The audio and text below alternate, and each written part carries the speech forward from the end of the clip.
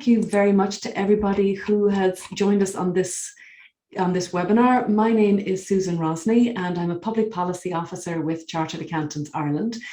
Every fortnight or so this year, I'll be inviting in experts to answer your questions on sustainability topics. And today we're talking about electric vehicles, or EVs. The Irish government aims to have at least 1 million EVs on the road by 2030, which remember is only 8 years' time. But consumers have a lot of concerns. They're worried maybe about getting stranded on a mountain somewhere. Are their journeys taking twice as long as usual? They're worried about maybe queues at recharging points, or whether or not they should go for hybrid or plug-in electric. Then there's questions about depreciation, and that's before you even get to the issue of cost. So how can we go electric with our vehicles?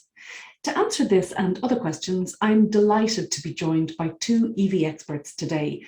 Emer, Electric Vehicle Programme Executive at the Sustainable Energy Authority of Ireland, and Geraldine Herbert, Contributing Editor and Motoring Correspondent with the Sunday Independent.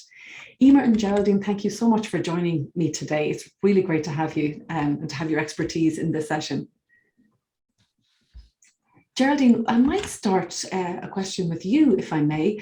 I was reading one of the recent articles posted on Wheels for Women, which is obviously your website, and it was a lady who took a test drive from Kerry to Dublin with her two small children.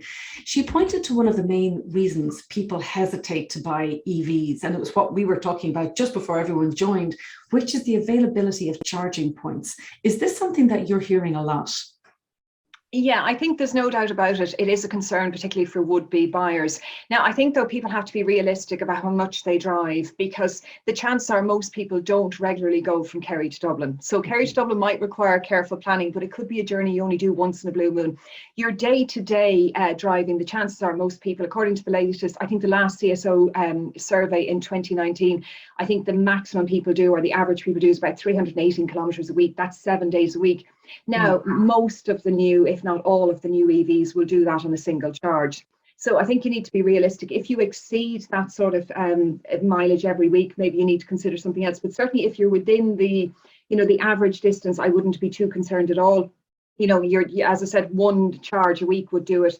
As far as going down the country and doing these long journeys, when you talk to EV owners, they don't have the same issues that people perceive it as being. It does require a bit of planning, but it's only planning. And remember as well, from a road safety point of view, we're only supposed to drive for 2 hours and then take a 15-minute break. So if you can combine parking and charging, then you're fine. But as I said, the infrastructure is patchy around the country. It's not as reliable as it should be. It is improving. The ESB are investing. They're halfway through a €20 million investment. So it is getting better, but I can understand there are concerns for people, but just be realistic about what you actually need on a daily basis and a weekly basis.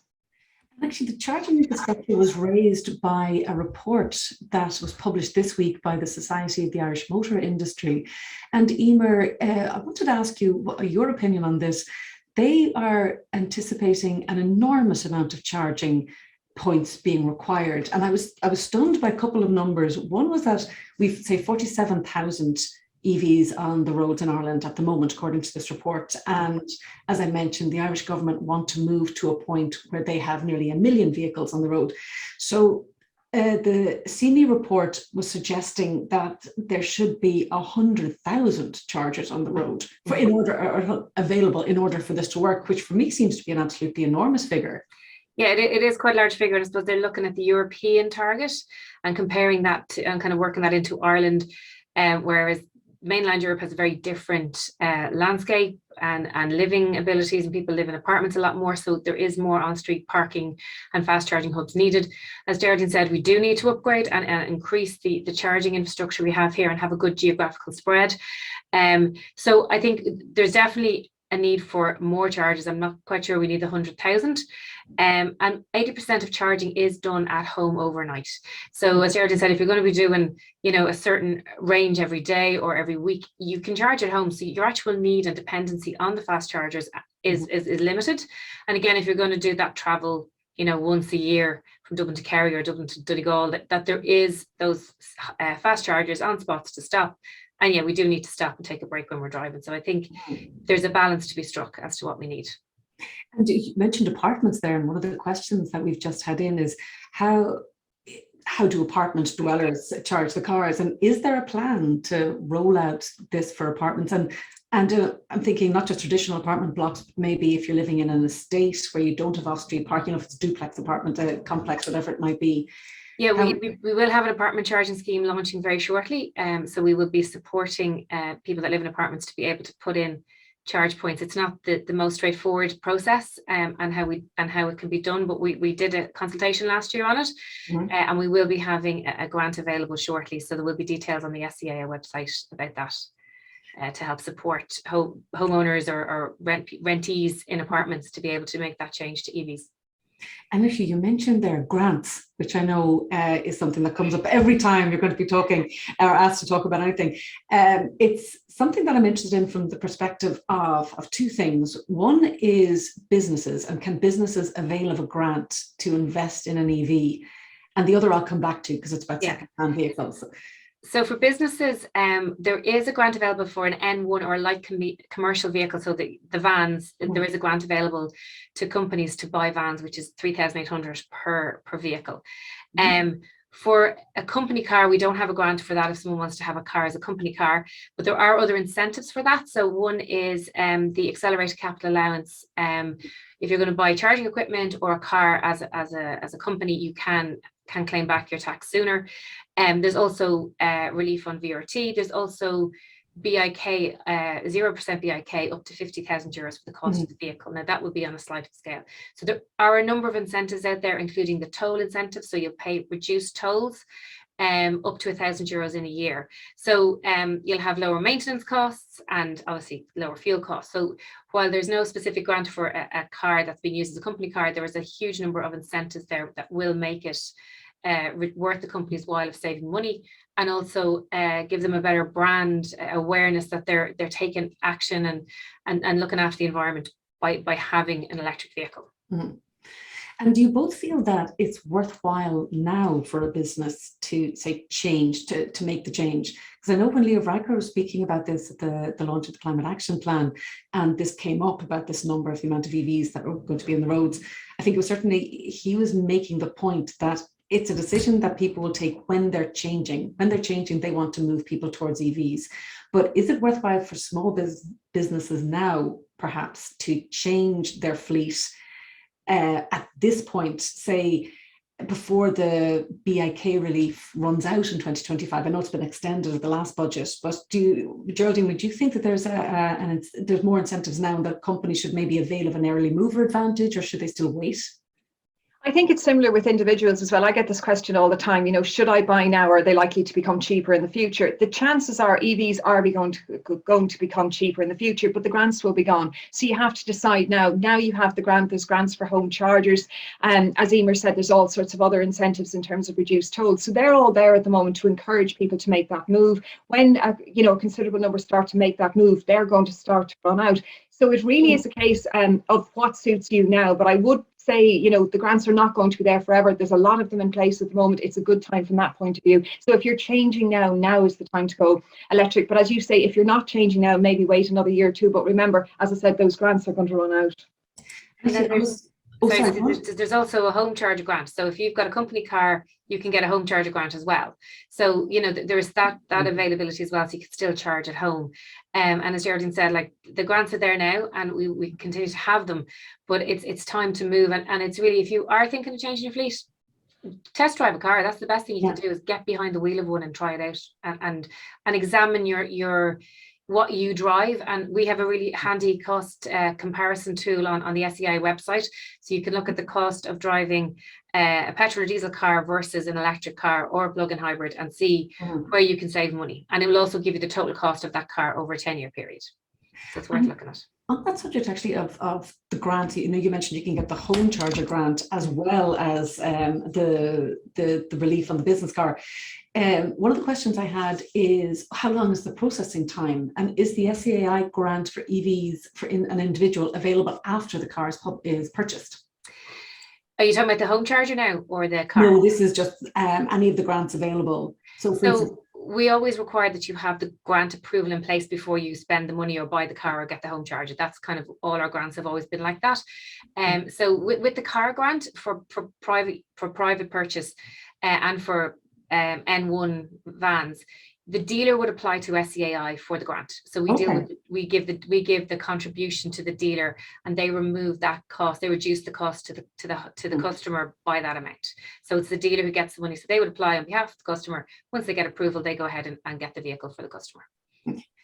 And the subject came up before as well on secondhand, and I've heard this quite a few times from people I've spoken to in advance of this session, because I was asking our members, some of our members, what questions would you have on EVs and for business, but also for personal use. And something that came up was people who wanted to purchase an EV, but felt that they were priced out of the market that's currently in existence for EVs, which even the secondhand market is quite high for somebody who has quite an older car. So I myself now, I drive an 08 Honda Jazz, and it's at this stage it nearly owes me nothing, but I wouldn't get obviously a huge trade-in value for that. And if I was to go for an EV, it would be a second-hand EV, but I understand there's no grants for those yet. Do you see the picture changing there, and maybe costs coming down in the second-hand market?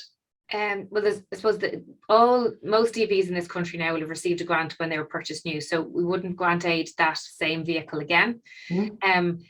I suppose there's more cars. I suppose there's been a huge number of cars registered the last 2 years, and in the next 2 to 3 years, people that bought those are likely to change them, because some people change their car every 3 to 4 years. So they may change them, which will increase the number of secondhand cars, which hopefully might bring down the price. I drive a secondhand Nissan Leaf and have had it for a number of years. So again, I didn't see that the cost of that was that much higher than a regular car. But it's, again, it depends what you need the car for, how big a car you need, because at the moment what's in the secondhand market, there isn't a massive choice compared to what I think there will be in the next 3 to 4 years. Okay. There's some nice ones though.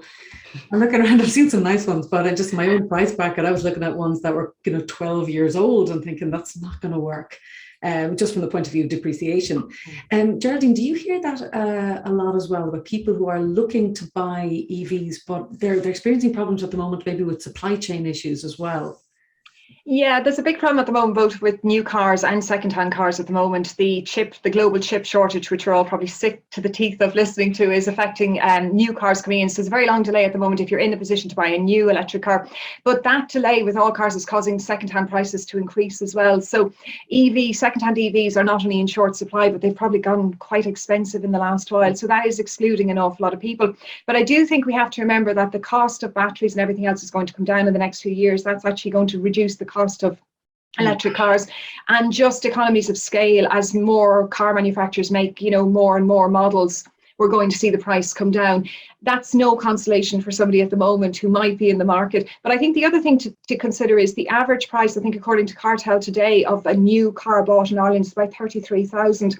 There's lots of EVs around that price point. I think what puts people off though is not so much the price, it's the premium they have to pay for an electric car. So when you compare the car that you might pay 33,000 for to a petrol and diesel model, the petrol and diesel model might be a couple of thousand less. So people perceive wrongly, but they do perceive better value in petrol and diesel at the moment for that reason. So I think that's what the issue is. It's not so much the price of electric cars, it's just that premium that motorists are being asked to pay. That's what's off-putting for motorists. I think it is hard to count money that in the future. I suppose it's much easier to see the price today and maybe the price that's going to you're paying every month.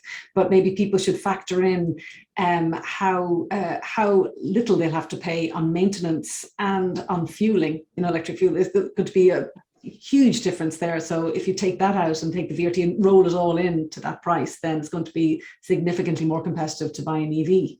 Absolutely, Susan, but people don't see that. If you look at the cost of ownership, it's considerably cheaper, as you say, to run an EV. On a day-to-day basis, there's no comparison with the petrol or diesel, but people just see the upfront high costs of electric cars, whereas they need to look beyond that purchase price and look at it over 3 to 4 years. The other thing in terms of depreciation, Susan, and we've spoken about this before, people tend to worry, will electric cars, will the technology, just be obsolete within 2 to 3 years? I would be far more concerned, given that it's now 2022, about buying a new petrol and diesel car, because most people come to change their cars maybe every 3 to 4 years. you're nudging very close to the 2030, ban on the sale of new petrol and diesel.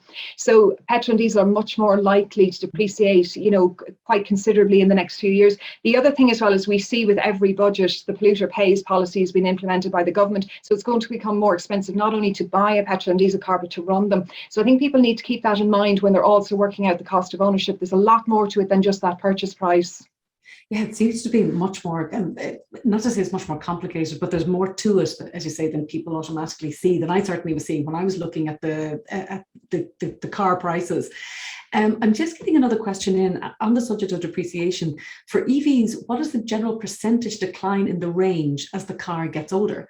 Assuming somebody drives approximately 15,000 miles a year, to what extent will that range decline as the car ages? In terms of the capacity, I think it's about 2.5% per annum. So it would depend, obviously, how much you'd use that battery, but it's not by any means worrying. There was, obviously, EVs are on the road for more than a decade now, so we know from looking at the Leaf and the Zoe that is not an issue. I would say to people who are concerned about battery range, if they're buying a second-hand EV, you can get the battery checked in advance.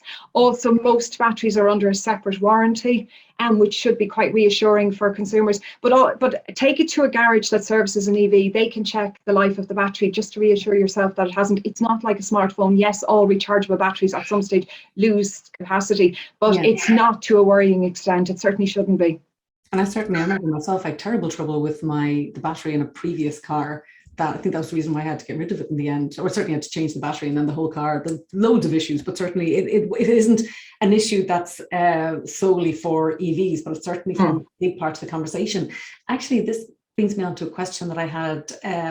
Somebody emailed me separately to ask me this about the environmental impact of batteries.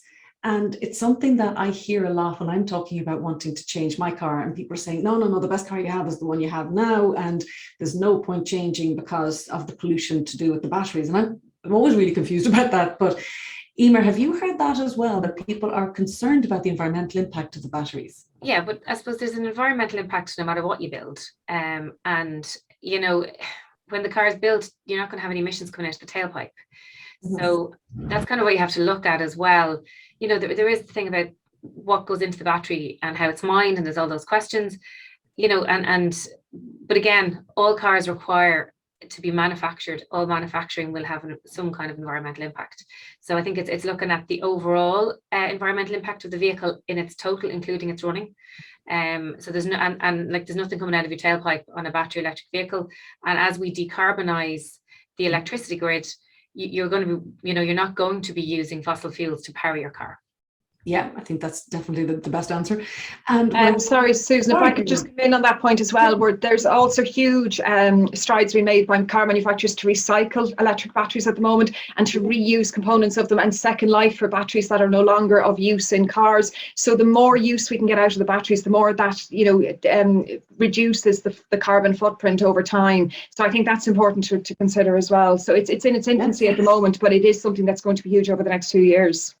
And you say it's in its infancy, but it seems to be growing at a huge rate, faster than developments in others. Because if there's going to be, say, a ban, I'm guessing, on the fossil fuel driven cars, fossil fuel powered cars from 2030, new cars in Ireland, then so much of the technology is going to be invested then in the EVs rather than in making those cars efficient.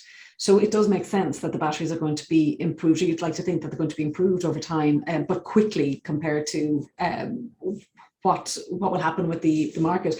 Do you think there is going to be an issue, actually, it occurs to me, with the market for oil or petrol and diesel cars? Once EVs sort of come into the ascendancy, those cars are going to obviously reduce in price, but there'll still be a big second-hand market for those. And how will that be managed? How will they be managed out?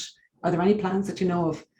I think that's going to happen just organically, to be honest, because I think you're going to see, as I said, more and more new car buyers moving away from petrol and diesel. So even though we have a situation where I think the average lifespan of a car on Irish roads is about 13 years, so even cars that are bought technically by, right up to the last minute, really, before the 2030 ban, will still be around for another 13 years. But as I said, I see actually the choice and range of petrol and diesel cars depleting very much towards the second half of the decade, because we know car makers are already announcing an end to the production of petrol and diesel themselves. They're not putting resources or research and development funds into the development of petrol and diesel engines anymore. All, expertise is going into electric cars.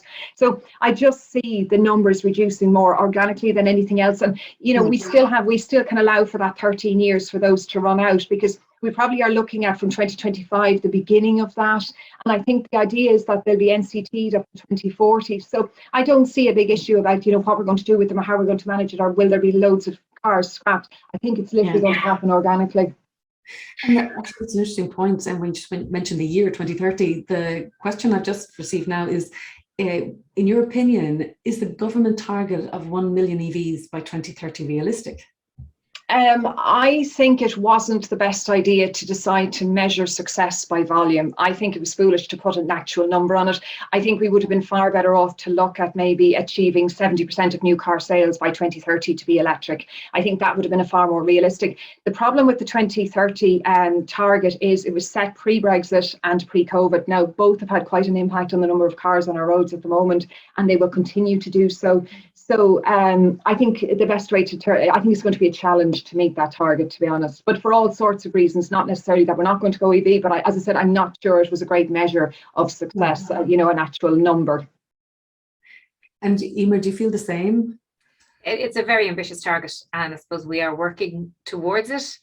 But as Geraldine said, Brexit has really hampered, I think, the second-hand car market. And obviously COVID has had an impact. Well, it has an impact in both ways. One, the chip shortage, but other than that, like the increase in uptake in electric vehicles last year and this year is huge. Like we more than doubled our applications and car numbers. So it has, I think people had a few quid put aside and decided to invest in a new car as well. So we'll see over the next few years how the numbers increase towards that target.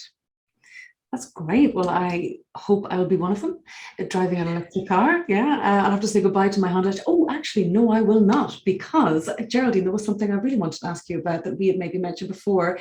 Is my plan, my overarching plan, is to keep my 08 Honda Jazz, of which I'm very fond, but to take out the battery, not me personally, because God knows what I would do, but to have that battery changed and basically to convert it into an electric vehicle. And I'm hoping you'll tell me that this is possible.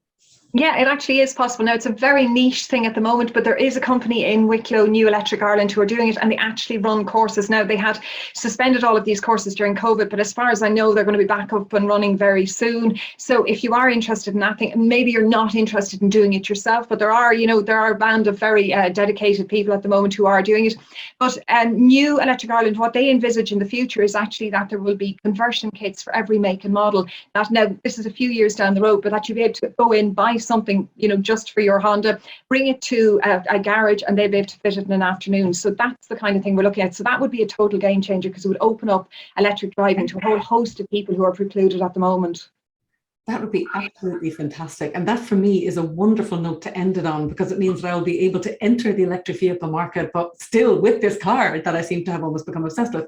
But no, that is wonderful. And as you say, I think it'll be a game changer. It'll bring people into the electric vehicle fold, but it also will satisfy an awful lot of the worries that people have about not wanting to change what they see as a perfectly good car and to upgrade or cost or whatever. So you also mentioned there was a price, that the price for that conversion at the moment, is it 10 grand or 20 grand or how? What's it? No, you can actually do it quite cheaply. The biggest cost is the battery and the range, but I mean, for 2,000 to 3,000, you can get 80 to 100 kilometers. If you go up to about 10,000, you've got a 300 kilometer range. So it really depends on how much you spend. But I mean, 2,000 to 3,000 is not an awful lot of money when you consider how, the cost of even a second-hand EV. So it really could be, make a huge difference to a lot of people. Well, that is fantastic. Really good to know. Very a wonderful note for me to certainly finish on. And thank you very much, both Geraldine and Emer, for joining us today. It's been wonderful to talk to you. And thank you very much also to all of the people who attended today and for the questions. So it remains for me just to say thank you once again to our speakers, Emer and Geraldine, also to Chris for providing the AV support. Bye everyone, have a lovely day and thanks again.